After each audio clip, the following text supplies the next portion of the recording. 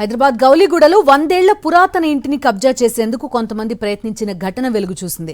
అనురాధ ఆమె కుటుంబ సభ్యులు నివసిస్తున్న ఇంటిని స్థానిక బీజేపీ కార్పొరేటర్ సాయంతో కలిసి కొంతమంది కబ్జాకు ప్రయత్నిస్తున్నారని బాధితులు మీడియాకు చెప్పారు. పేపర్స్ అన్ని తమకు అనుకూలంగా ఉన్నా కోర్టులో కేసులు నడుస్తున్నా కూడా వారు బెదిరింపులకు దిగుతున్నారని ఆరోపించారు. పోలీసులకు ఎన్నిసార్లు ఫిర్యాదు చేసినా పట్టించుకోవడం లేదన్నారు. ప్రభుత్వం తమకు న్యాయం చేయాలని కోరుతున్నారు. ఇదంతా మా ప్రాపర్టీ అండి. గౌలిగూడ చమాన్లో ఉంది. 300 square years total head measuring property ఇది. సో ఇందులో మేము సిన్స్ 55 ఇయర్స్ నుంచి పొజిషన్ పైన ఉన్నాం మేము. సో ఇప్పుడు మాకు టెనెంట్స్ ఉన్నారనమాట. వాళ్ళపైన ఆల్రెడీ కేసెస్ నడుస్తున్నాయి.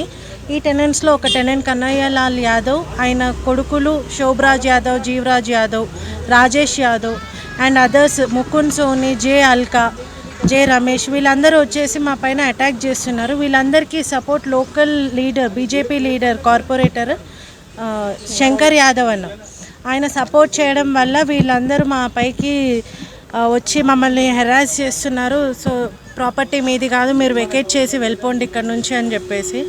సో మా ప్రాపర్టీలో మేము ఉంటే వాళ్ళకి ఏం ప్రాబ్లం అవుతుందో మాకు తెలుస్తలేదు.